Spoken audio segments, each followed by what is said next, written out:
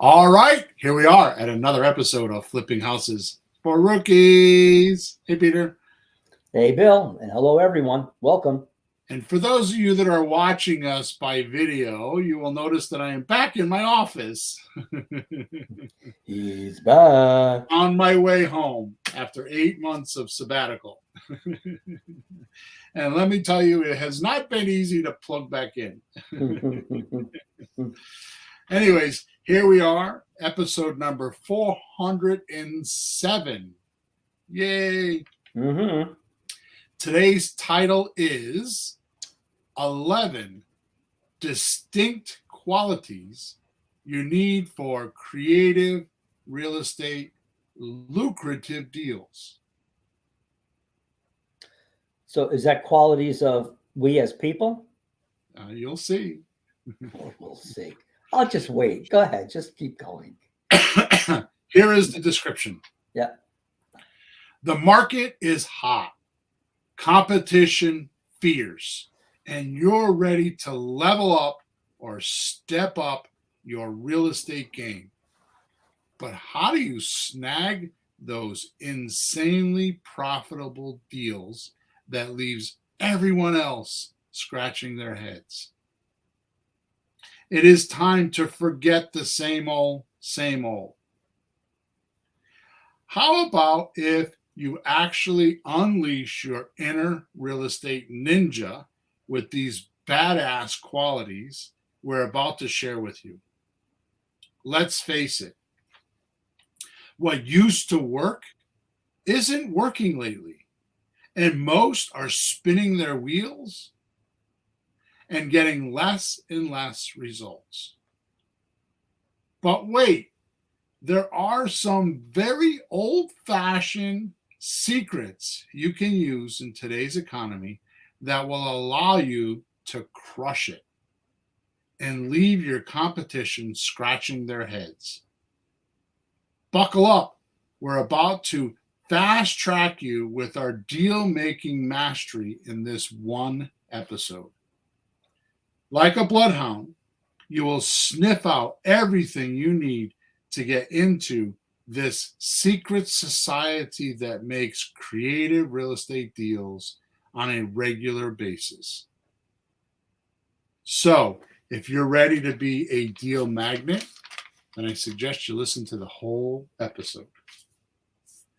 Well, Ta-da! I, for one, am sticking around then. Yeah. I'm sticking around. All right. So let's just deal with some of the housekeeping, which is boring and crappy, and I wish I didn't have to do it, but I have promised my team, mostly Emma, that I would. Okay? So if you, wherever you are watching us or listening to us, please make sure you subscribe, make sure you like us, make sure you leave a comment. That is what we live off of, so that we are enticed to know that you're listening to us and we're doing something good for the society or for the industry. So please do that, because your feedback is what keeps us doing 407 podcasts with no pay and work 6 to 7 hours a week to make sure you have this content. Also, we record probably 50 weeks out of the year. We record Thursday mornings at 9:30 a.m. Eastern Standard Time, and we live stream on Facebook, YouTube, and LinkedIn. So if you go to any one of those platforms, type in Flipping Houses for Rookies, you can actually be part of the podcast. You can ask questions by typing in wherever the platform will allow you to type, and I will answer those questions as long as they pertain to the podcast. If they don't pertain to the podcast, we have a lot of content to cover. I have an agenda, and I can't afford to come off that agenda. But if you go to flippinghousesforrookies.com, you can send us a support ticket for either Peter or myself. Or if you go to WhatsApp Messenger, you can look for Let's Talk Real Estate. And we have a mastermind group there with about 100 and something people in there that are more than glad to help you and get messages to me or whatever. So there you go. So that's over. 3 minutes of my time that I could do without.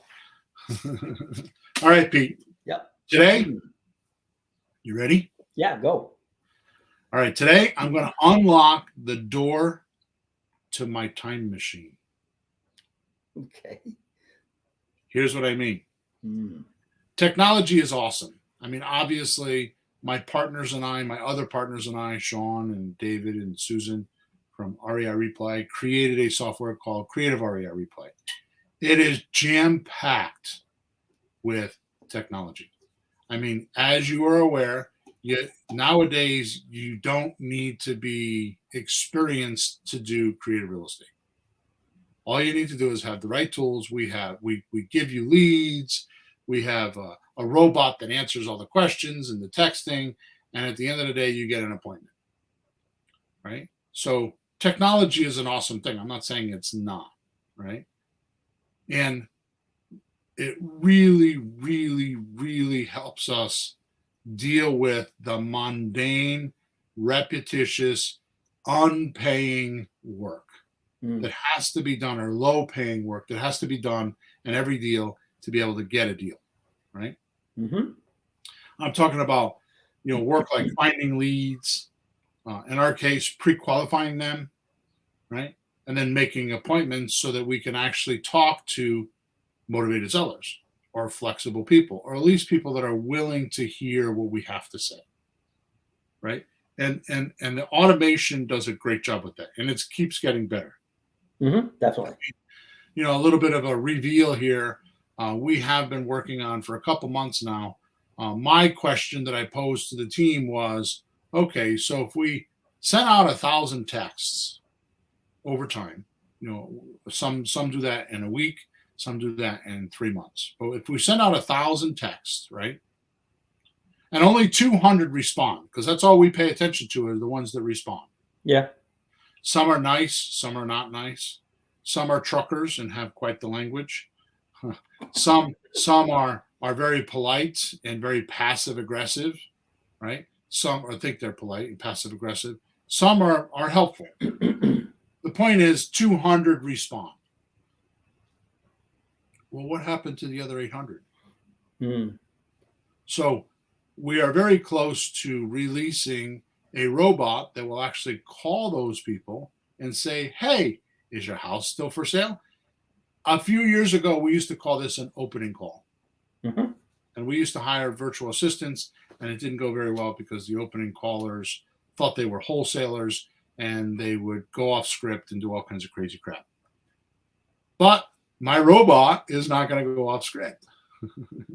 My robot is going to say what I want it to say, how I want it to say it, when I want it to say it. So it'll be like me speaking to the seller.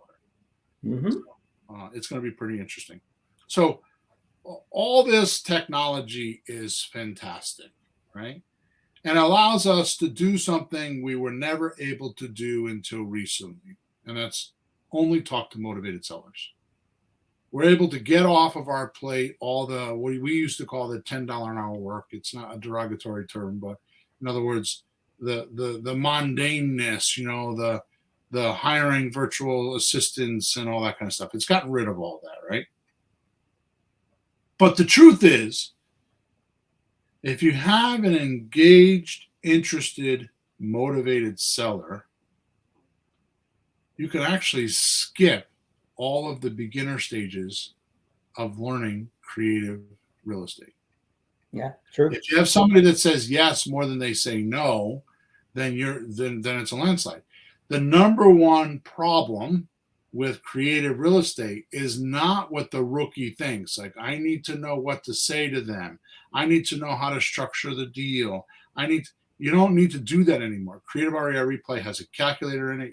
All you need to do is get 2 or 3 numbers, put it in there. It tells you exactly which one of the 7 deals that we use that you should do, how you should offer to them. There's scripts in there. There's no reason for you to even worry about any of that. But the point is, so many people in my position do not teach or actually preach that the only way to do creative real estate deals is to talk to engaged, motivated, and interested sellers.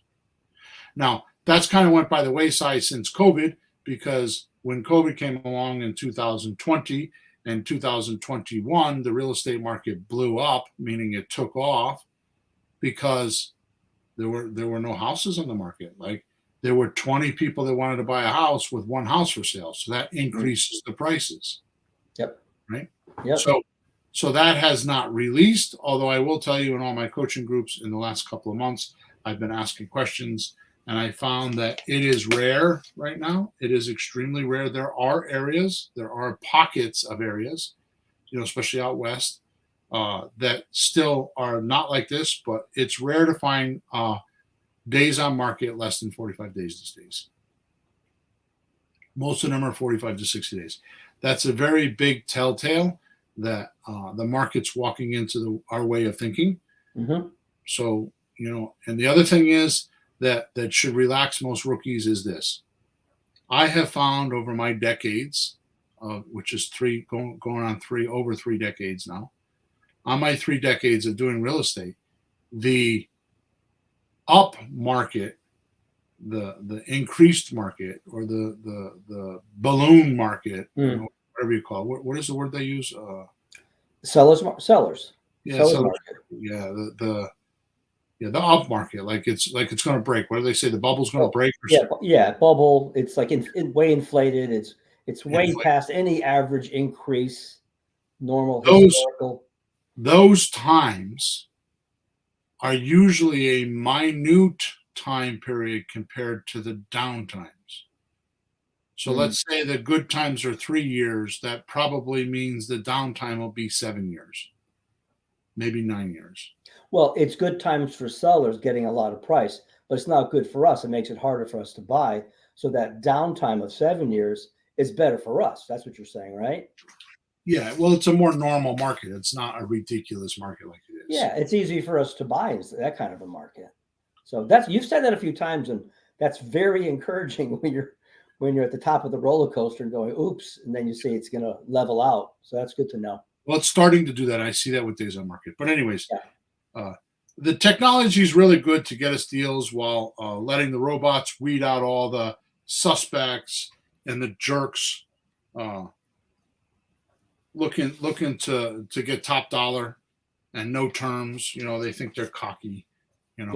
Yeah. They think that they have 45 sellers behind you and they can do whatever they want. Mm-hmm. Oh, that's great. And I don't want to discredit that. That's why I've spent the last 5 or 6 minutes talking about it. But today, I want to use our time machine to talk about the 11 essential traits you want to engage once you find a seller willing to hear your offers, so they lunge at you to do their deals. So basically, the time machine is going back before the technology. Mm-hmm. Now you have to realize when I first started, fax machines weren't even a thing. Mm-hmm. They had come out during my real estate career. Yeah. Right. Computers weren't a thing. Forget cell phones. Well, yeah, I had a cell phone, but it was a box inside the car, and you spent more time dropping calls than talking. Yeah, it wasn't a smartphone like we have now. It was like $1 a minute or so. It was crazy. Ooh. I don't remember what it was, but it was expensive. It was, cell phone bills were $1,800 a month if you used it. Jesus. So, with that said, basically what I'm telling you is I'm going to back up a comment that I've made to you several times on other podcasts. Technology is fantastic and it has its place. At the end of the day, this is a people business. Mm-hmm. At the end of the day, you're not dealing, my sarcasm says I've been to hundreds of closings and I've never seen a house sign the documents. Yep. It's always a person or 2 or 3, right? Not usually more than 3, but it's usually just a person or 2, right? So what does that tell you? That tells you if you want to buy real estate, that the real estate is the secondary commodity, right? Just like we talk about creative real estate is not about the real estate. Creative real estate is about the documents that control the real estate. Right. It's the property is just an excuse to draft the documents, which is where we make our money, is in the documents. Mm-hmm. Right? So this is the same type of thing. If you real estate is just the excuse to talk to somebody about controlling the documents. So it's a trifold, right? So my point is that you don't have to be a slick salesman with a silver tongue, like so many people have accused me of, which I don't think so at all. It's just that I'm quick on my feet with communication. I get that. Mm-hmm. But when you talk to enough people, it's not me. It's just practice, right? And unfortunately, even like today, our viewership will be low. Unfortunately, most think this is a boring topic and they won't pay attention. But what they don't realize is if you want to be a multi-millionaire, or you want to be a millionaire like some of us and have lost it, and then become a millionaire again, and then lost it, and then try to do it again, okay? This is what you need to do. These 11 traits. Yep. Okay, so you ready? Mm-hmm. Yep. Number 1. Most don't do this. And it's vital to their careers. I have trouble with it. I know you don't do it because you've never told me this. Oh. I have trouble with it because I float in and out of it. Hmm. But it has to be done. And if it's not, it's the reason why it's number 1. If it's not done, then you will lose deals and you will flounder like a fish out of water. Definite purpose. Most rookies don't establish for themselves a definite goal for helping sellers, buyers, and themselves. Too many rookies come into my fold and it's all about money. Well, I need to make, $60,000 a month so I could be free. I'm going to buy 4 houses this month. My goal is I'm going to buy 3 houses a month for the next 12 months. They have no idea what they're saying. Mm-hmm. Because that takes a machine, and a machine starts with 1 house. Yeah. And if you don't go through the travails of buying and selling or buying and acquiring and renting 1 house, then number 2 will never come. Mm-hmm. Most don't realize it's a linear game, right? You got to do 1 and then do the next and then do the next and do the next, right? Without this written, believed, and I could do a whole podcast on that 1 word. I could probably do 2 or 3 podcasts just on belief. Because that's the reason why people are not tenacious, is they don't believe. They're not convinced. And the only reason why a podcast like this comes about, and you're going to find this out later, is because I decided that because I was gone for 8 months and I got out of my environment, that your environment has too many, what is the word I want? Auto suggestions. Huh. Your environment has too many auto suggestions. Your environment controls your thinking way more than you can imagine. Hmm. So I've decided to change my environment, and I've been Napoleon Hill is one of my favorite, and I have found videos which I will share with you later that I thought were anyways. I even found some on YouTube. Yeah. Right? So I've been Napoleon Hill, Russell Brunson, who bought Napoleon Hill stuff from ClickFunnels. Yeah, there's Jim Camp, who wrote the book, the book No on Sales. I've changed my environment so that I can go another level. Right? Mm-hmm. But the reason why I tell you this is because every one of them of all these, and I can name them, but I'm not going to because right now I'm going blank on it. But what happens is people don't believe, right? Believing is important.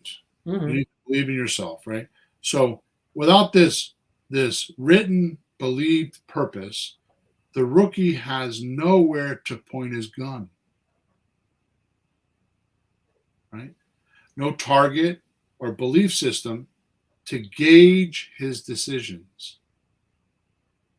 So in other words, if I believe I want to help a seller and I want to help a buyer and I want to help myself, when I'm on the phone, how am I going to make my decisions of what I should do next? Hmm.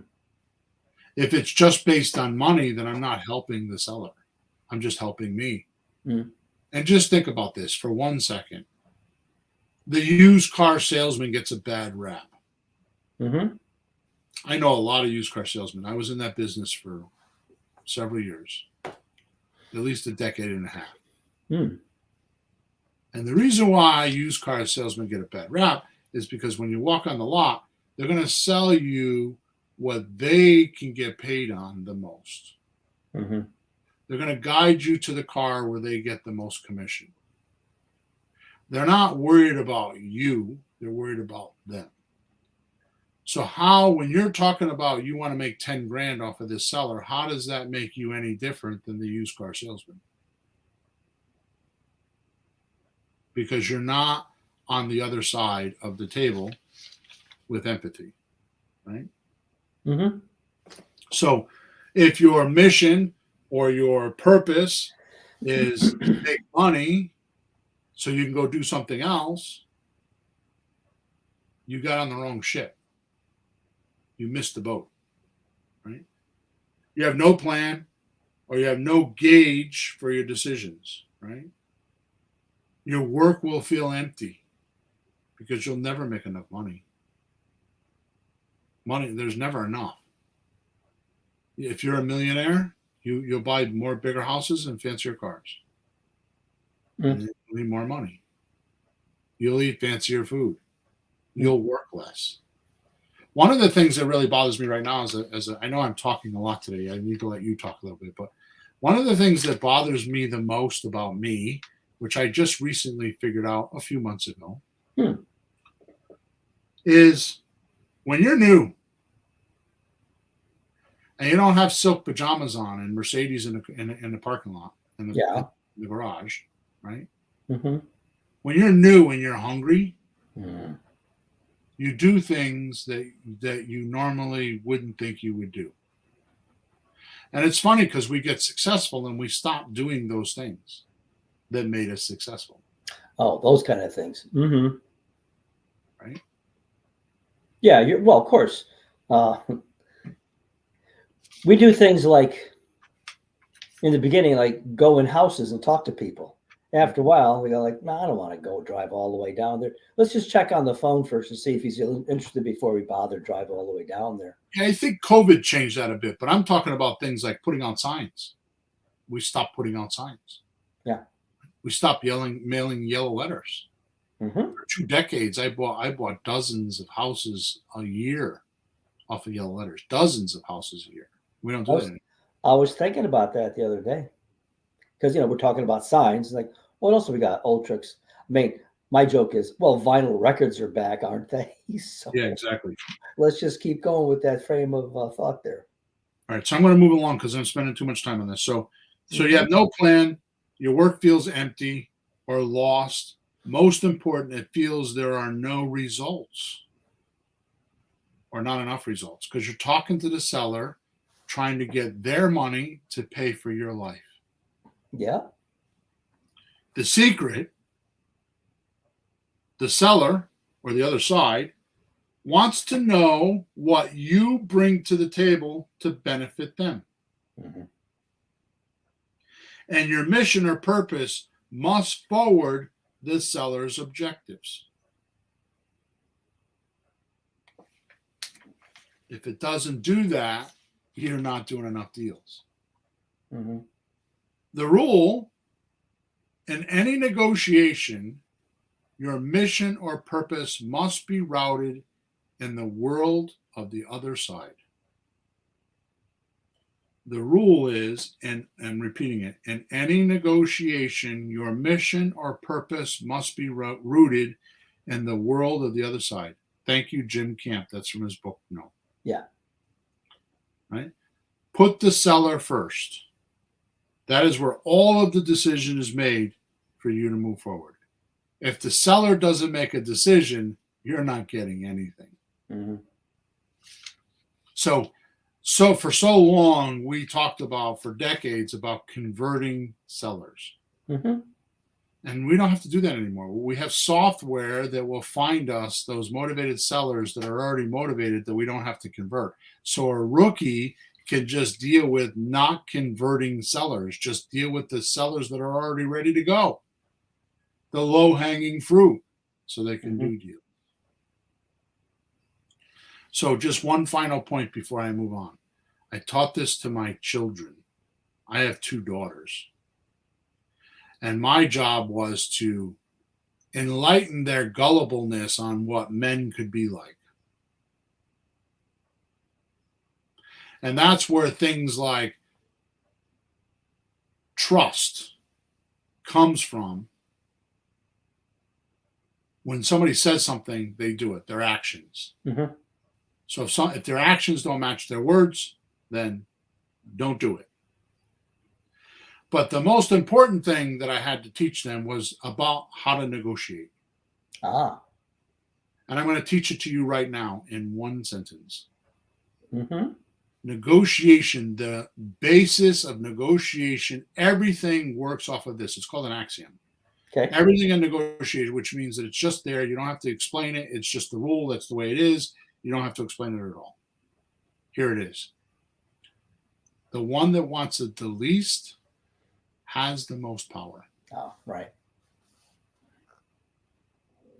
So if you go into a deal needy, you're not negotiating. You're bullying the seller to give you a deal. Mm-hmm. And you don't want to do that. Yeah, or you would give in too much. Like, maybe I can pay that much. How could I pay that much? Or maybe I could just do it for 1 year instead of 3 years. You know, whatever they say, you start trying to see if you can do what they're asking, but it's not what works. Right. So I'm going to move on because I'm going to come back to this because this is important, because you must have a purpose Mm-hmm. and a mission. If you don't have that, you're not doing anything. Mm-hmm. You will constantly make the wrong decisions and spend money and anything. All right, number 2, Mastermind Alliance. Where have we heard this before? Mr. Hill, right? Napoleon Hill. Mm-hmm. This harmony with others like you will allow you to learn as you communicate about your gains and losses to people of the correct magnitude, or doing and going through what you are doing and going through. Mm.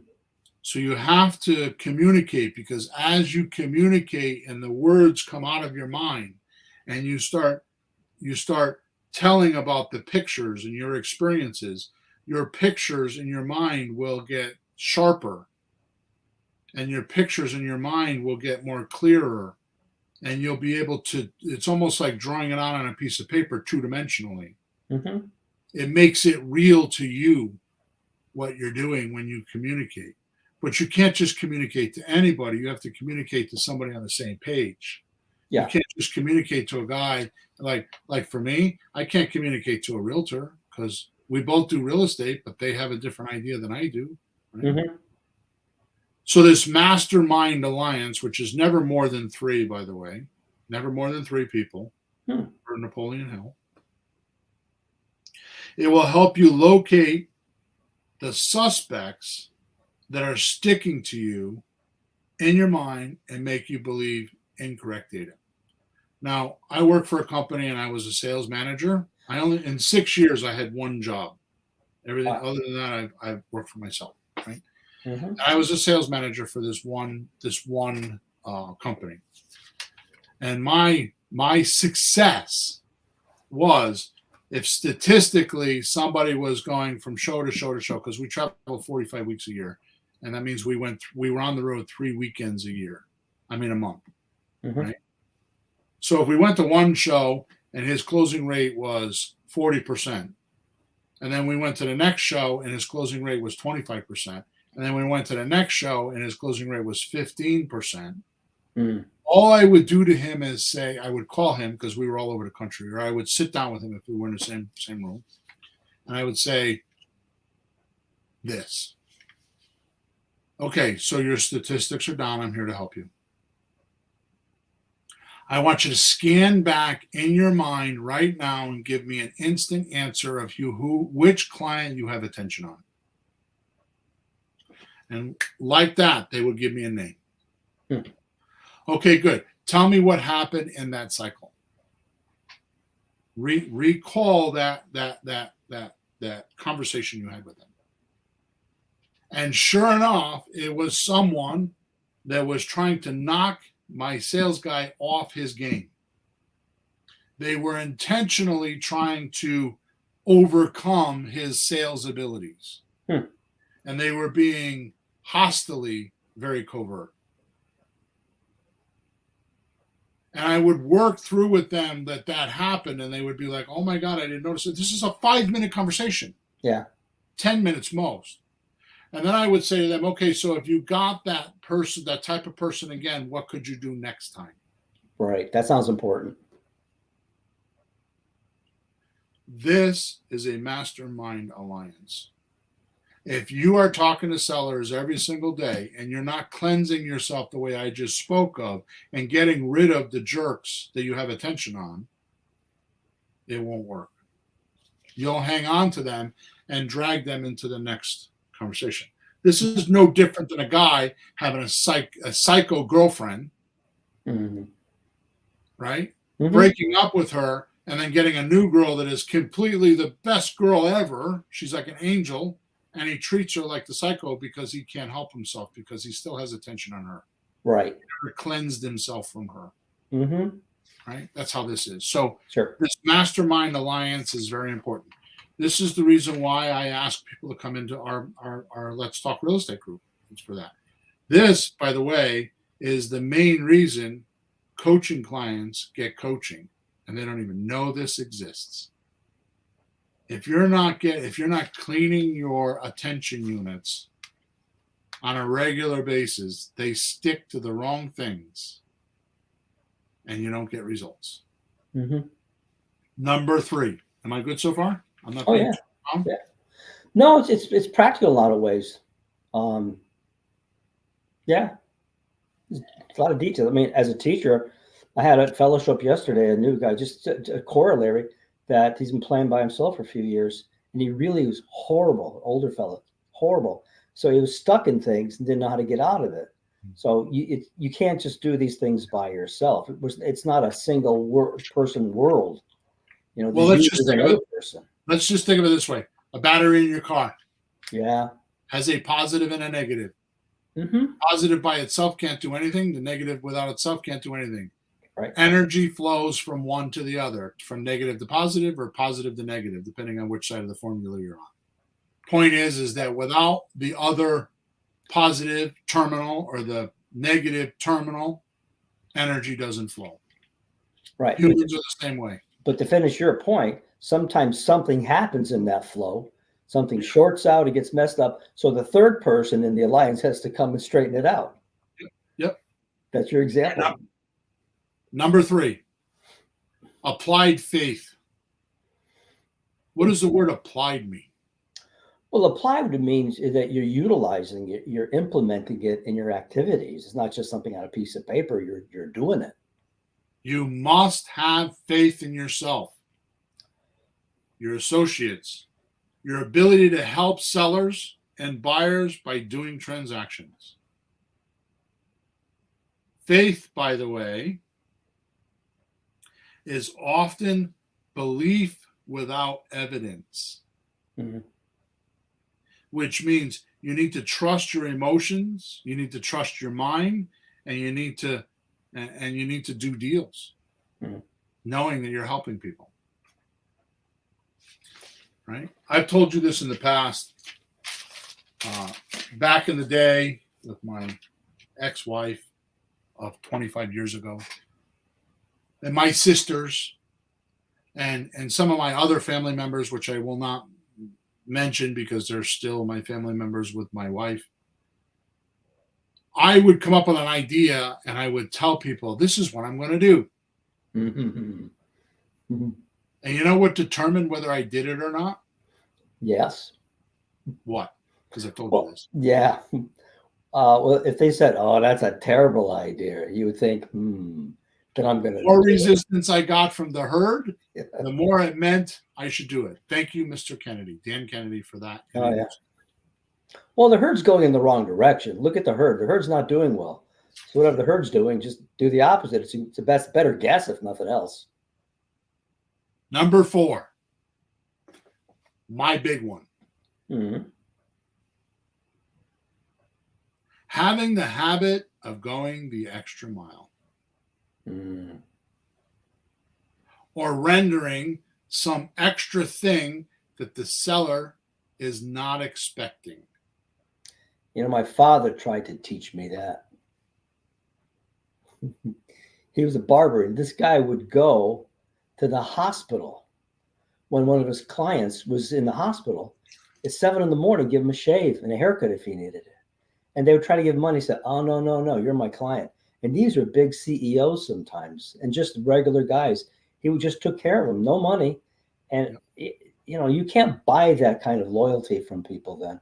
He tried to teach me, but it took someone else saying it in a book for me to believe it.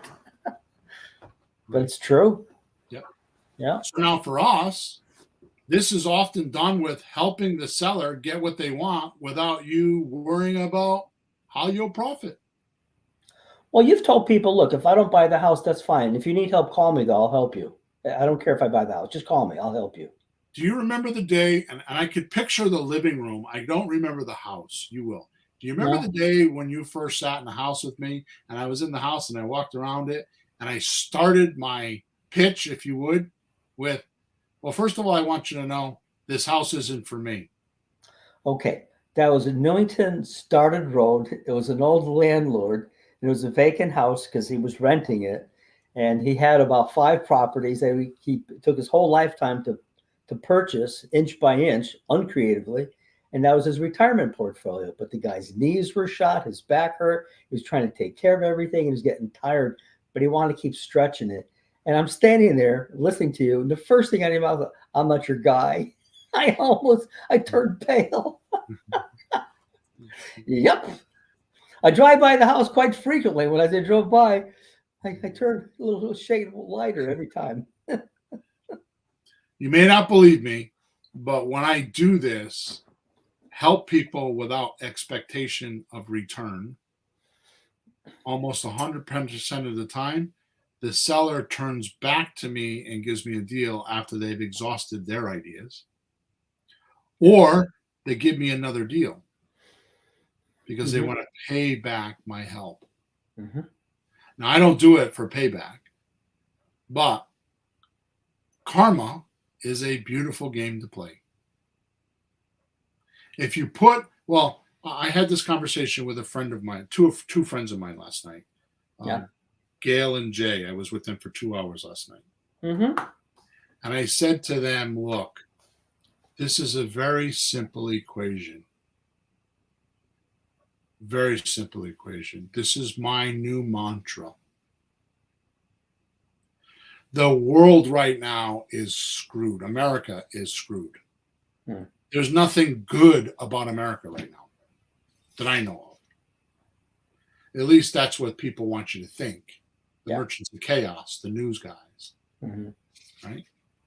So if all this suppression and all this heavy stuff, all this push you down, don't let you get up, kick you while you're down, smash you in the head, throwing rocks at you is the way of today's world, then when you smile at someone and give them a happy moment, you stand out.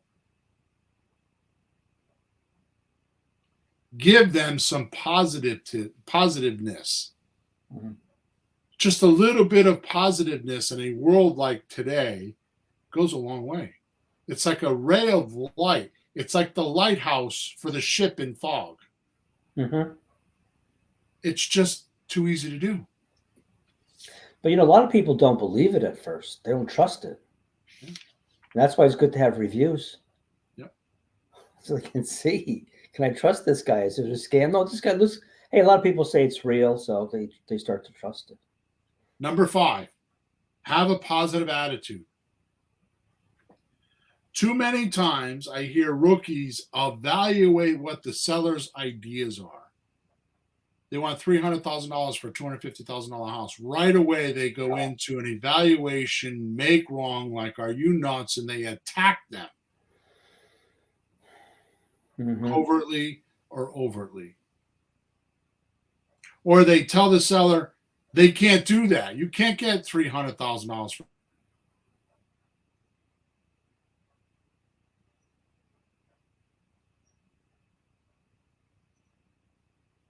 for a $250,000 house. Master, you must get good at this. Mm. I lost you for a minute. That's strange. You must get good at this, at overseeing the seller's bad ideas. Yeah, I know what you mean. You want to and move past them.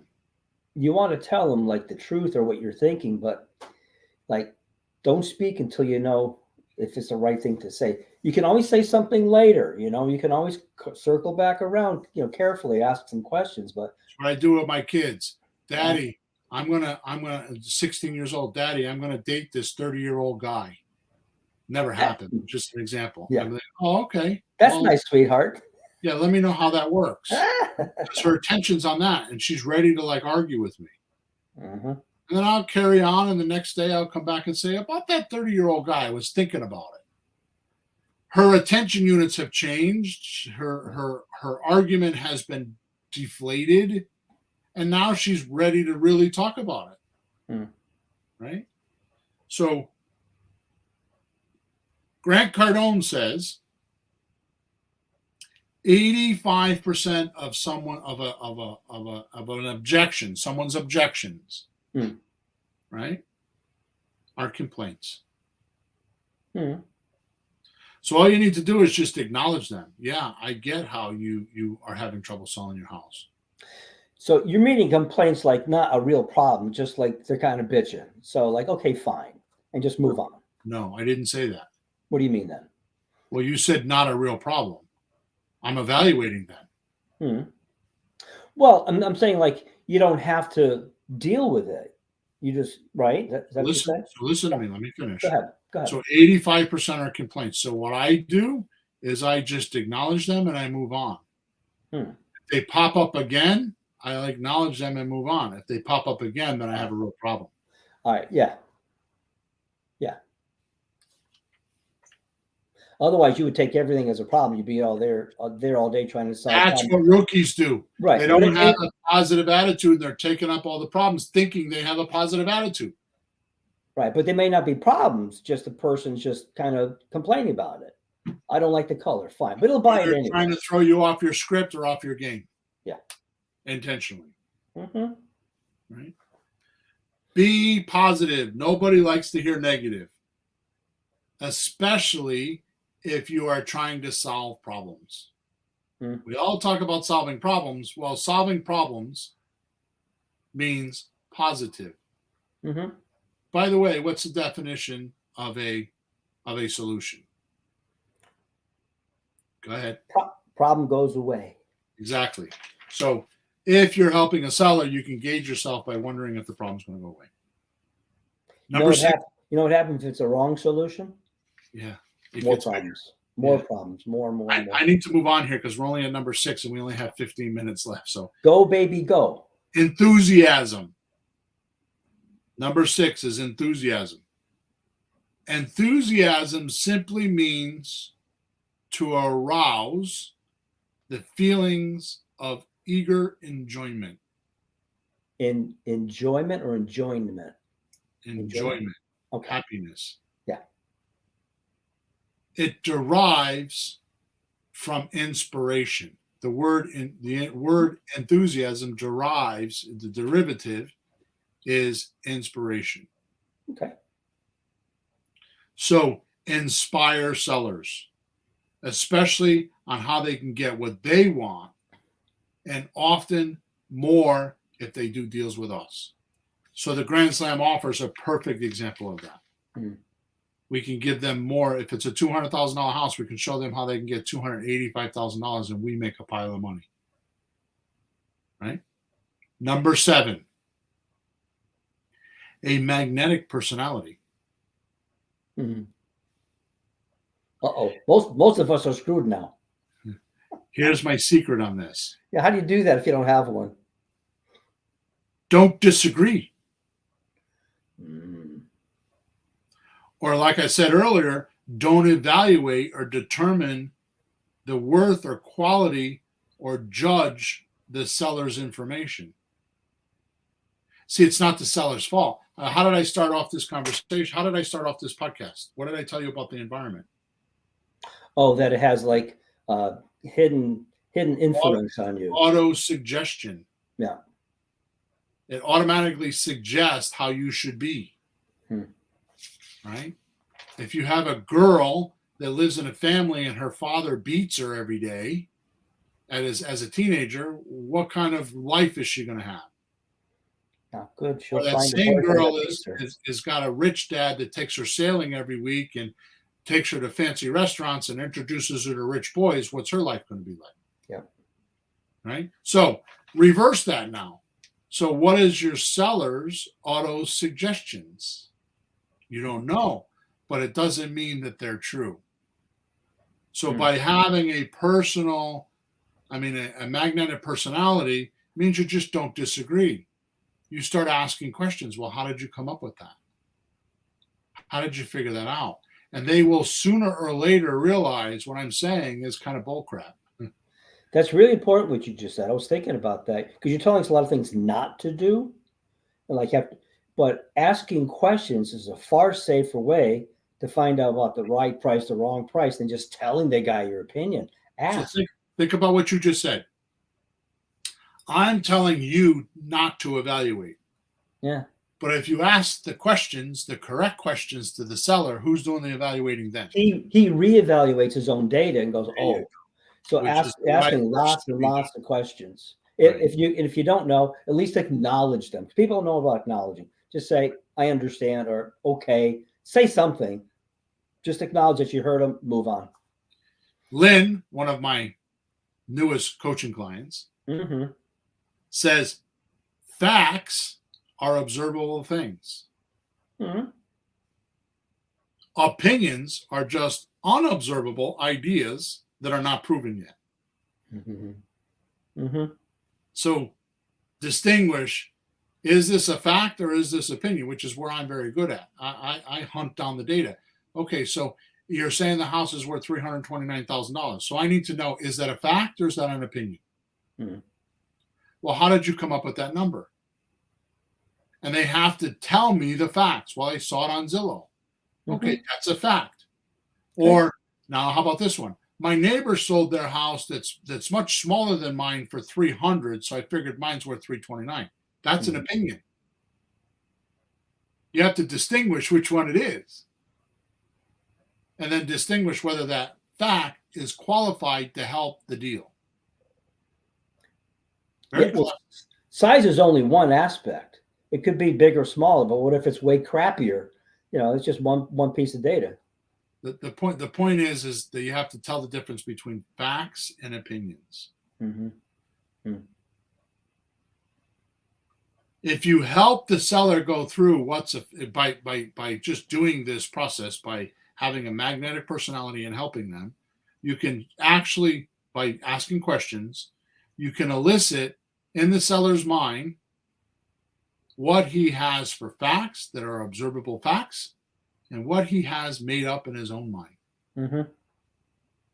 And oh yeah, by the way, if you need a coach on this for a very large fee, because she's not cheap, I'll get you my wife because she does it to me. Oh boy.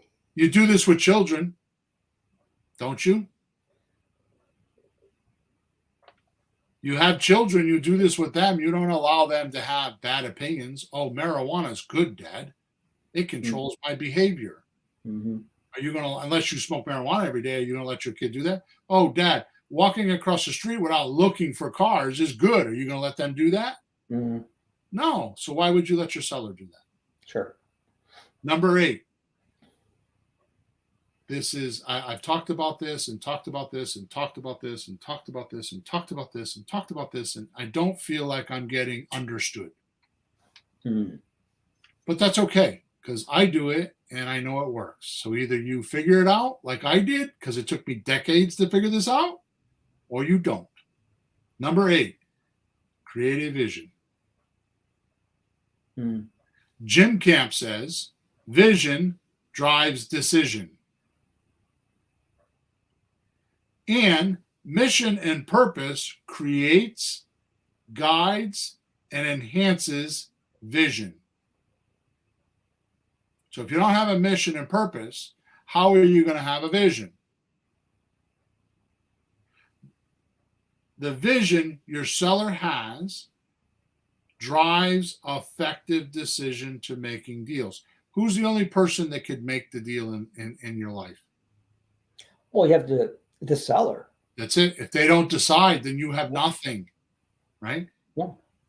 Help sellers create clear, concise vision on how their deal is going to happen and how you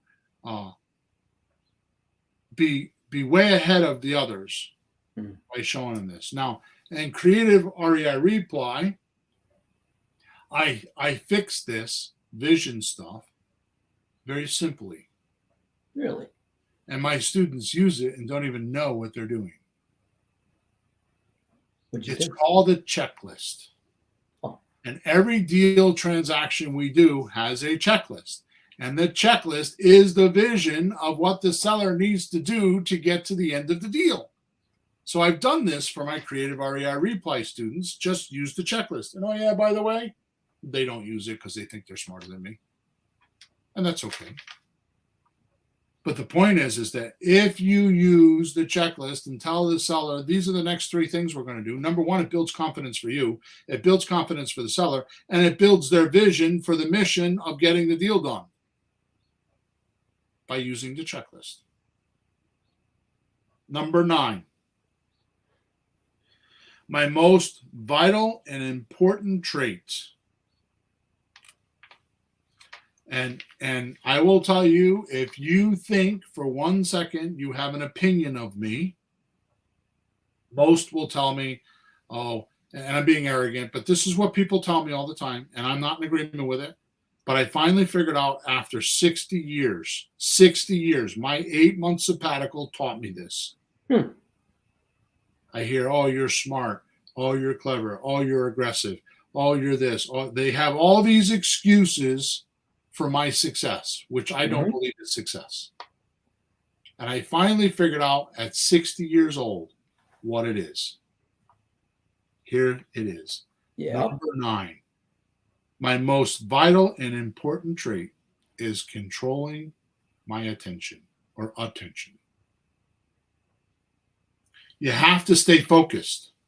When a seller knocks you off your script and does not answer you, you must acknowledge their communication, but make sure you come back to the original script question and get the proper answer. Right? Like we tease all the time, right? Is your house for sale? Well, yeah, it could be for the right price. Did they answer you? No. Is your house for sale? Well, it was for sale with the realtor for 6 months, but the realtor pissed me off and they go on a 5-minute rant. Did they answer your question? Oh, definitely not. Is your house for sale? Well, my husband wants to sell it, but I'm not ready to. Did they answer your question? That's very maybe. Is your house for sale? Yes. That's the answer. And too many rookies allow the seller to control their attention units. Now, by asking questions and keeping them involved with some of the things we were talking about just through here. I don't have time to go back and rehash them. But by making sure you have your vision in and your mission is in and doing all the things we're talking about today, and you ask the right questions, you're going to keep their attention on the end result, which is your mission and your purpose of helping them. And if you let the auto-suggested environment bounce you around, your attention will not be focused. You will not get a result. Mm-hmm. Stay focused on your mission and purpose, on helping the seller, and all of these 11 points today, and you will make deals. Number 10, learning from defeat. Every failure or defeat has a lesson in it.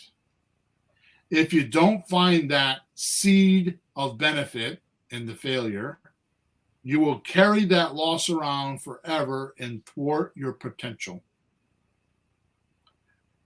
No's, when somebody says no to you, by the way, are your roadmap on what a seller is willing to not do.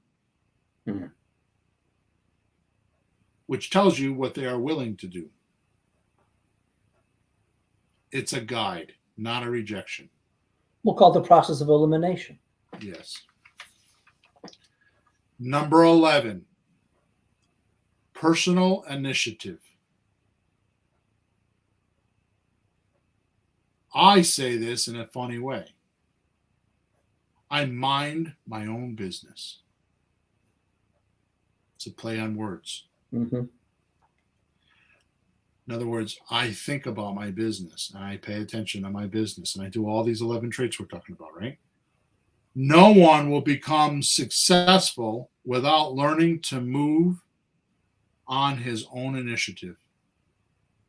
Initiative, of course, means doing things without being told. You find out what you need to know. You keep going when things are rough. And you spot and take advantage of opportunities that others pass by. You act instead of reacting. Mm-hmm. You're proactive about your tasks at hand. You get them done without outside influence because you believe these tasks are important to you, to your seller, and to your buyer. You think through complications. Remember the Mastermind Alliance? Mm-hmm. This is how you do it. You think through your complications. You go to your Mastermind Alliance and you two-dimensionally start, or you start communicating and swapping ideas. Mm-hmm. That's why the alliance is so important, because you need to think through your complications. Yep. And you take on work before someone asks you to. This ties into number 4 earlier, the habit of going the extra mile. Mm. Initiatives are well-defined opportunities with a clear objective, requirements, and timelines. Are you with me? Mm-hmm. Am I getting too profound? Say the last part again. Initiatives are well-defined opportunities with clear objectives, requirements, and timelines. Now watch this. Ideas are opportunities in the early stages of development that may not yet have clear direction. Mm. So be decisive and have the ability to judge well. The biggest thing I run into with rookies is they're afraid to pull the trigger on a piece of property because they think once they say, yeah, I'll buy the property, and they sign a memorandum or a purchase and sales agreement, that they have to, by law or go to jail, close on that deal. Mm-hmm. And they don't realize that due diligence is part of the process in real estate. So they can change their mind. So what happens is they Q&A. Should I, shouldn't I? Should I, shouldn't I? Should I, shouldn't I do this deal? Instead of just striking the iron where the iron's hot and drafting a document and then go figure out. Because most don't realize when you text, you're asking someone if they have a house for sale. You do an opening call, you're saying to them, would you be interested in talking about terms or a discount? Excuse me. When you do a closing call, you're talking numbers and getting the reality of the seller and solving their problem.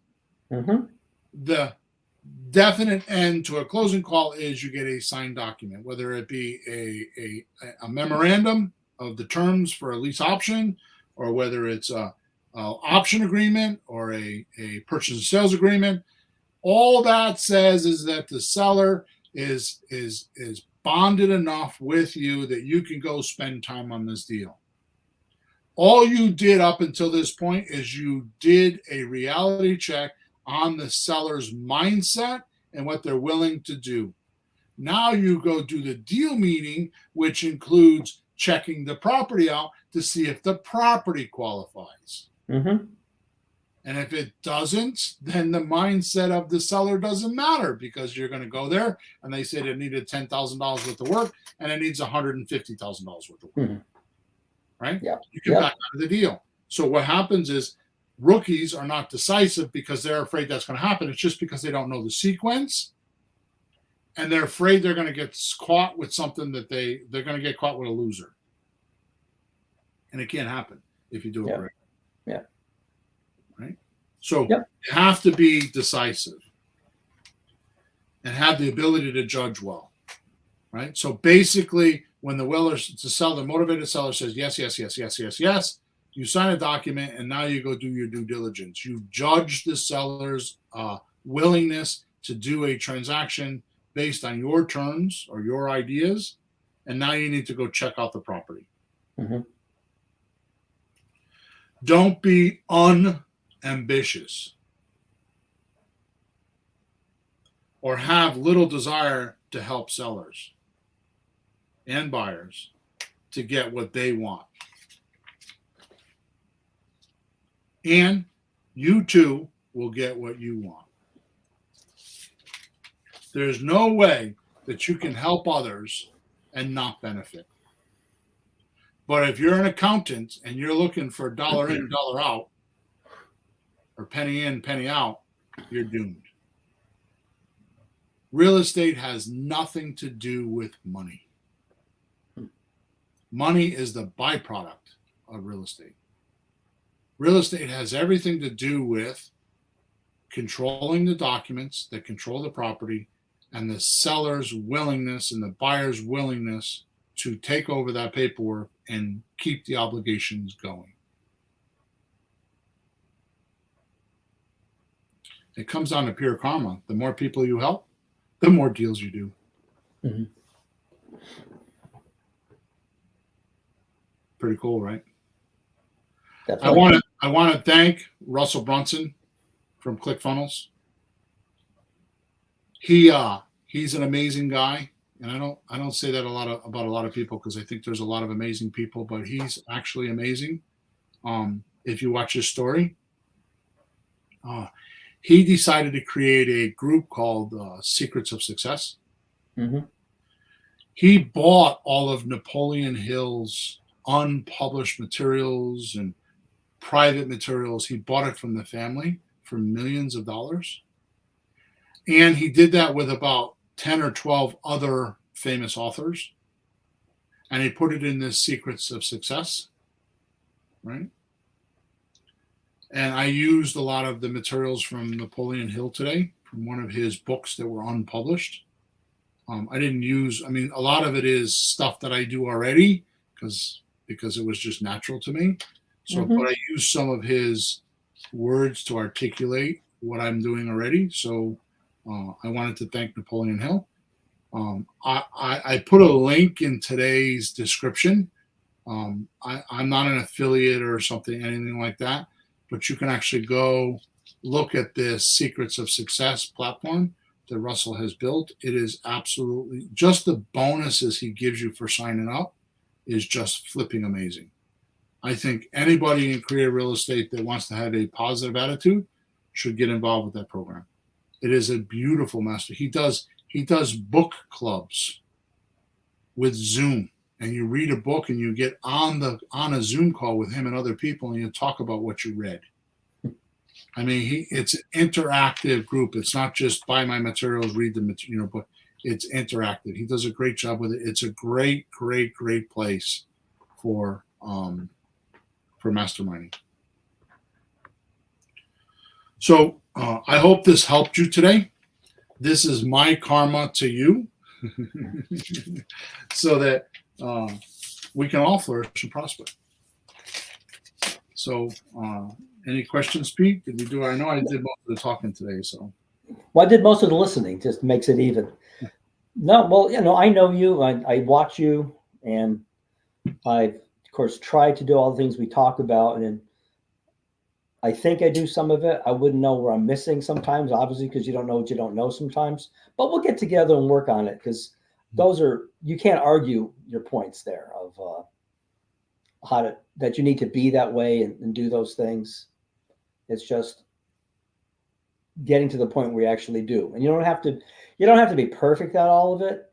There's some low hanging fruit that will get you going, but as you go, you would get better at it. I'm sure you weren't good at all that when you started. no, Look at you now. So Yeah. It's not like you do this or else. So if you do some of that, you'll it's succeed. like Alcoholic Anonymous, right? Really? What? The first thing you have to do is say, I'm an alcoholic. Yeah. So when you look at these things, the first thing you have to do is say, well, this happened to me. I need to change that. Mm-hmm. Any one of the 11 traits. You just have to recognize it. Yeah. Well, you can't say, well, I'm right. I don't have to do that. I'm fine the way I am. But you look at your own statistics. If the statistics and the products aren't there, you have to change something. So probably just one at a time. Educationally, pick one, work on it, pick another one, work on it. Maybe start at the beginning. I don't know, but just work on them one at a time. You're not going to snap your finger and it's all there. So I want to say thanks to Chris. He said he came in 30 minutes late, but the last half was very informative, and it's a great episode. So, yeah, Chris, you should go check out the first part if you can. But thank you very much for your kudos. I know Chris, and he definitely deserves a podcast like this. He's trying very hard to do deals, and he's part of a coaching group I'm in, and I'm very proud of his tenacity to keep going. So he's going to get a deal, and it's going to be exciting. So I can't wait. All right, cool, Peter. So we are officially done with podcast number 407. Okey-doke. So we will move on and talk to everybody on podcast number 408, which is a week from now for us. And if you would so desire, make sure you subscribe to us wherever you're watching us or listening to us. Make sure you like us, give us a feedback. And if you have any private questions you want to ask us, then you can go to flippinghousesforrookies.com. Top right-hand side, there's a support ticket.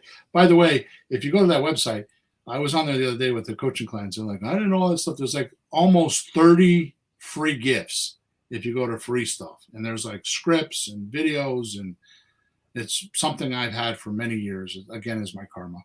Or if you so choose, you can go to WhatsApp Messenger, type in Let's Talk Real Estate, and join the group.